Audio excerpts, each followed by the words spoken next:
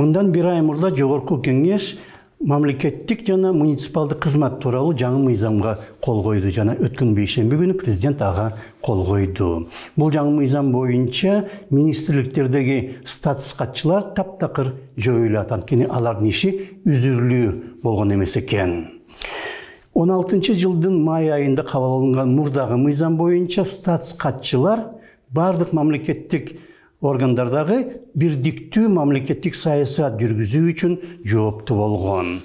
Мүмкүн эми президенттик администрацияда башка бир адам ушундай бирдиктүү саясат үчүн жооптуу болот, ошол милдетти алат. Анткени азыркы мыйзам боюнча министрлердин орун басарлары мындай ишти жүргүзө албайт го.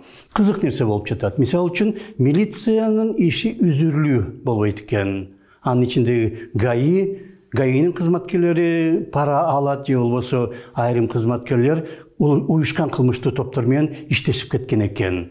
Андай болсо милицияны терең реформалоо керек да, жоюп салгандын ордуна. Же болбосо мектеп мугалимдери менен бала бакчаларынын тарбиялоочуларынын иши үзүрүлүү болбойт экен. Андай болсо мугалимдер менен тарбиялоочулардын баарын жоюп салыш керекпи?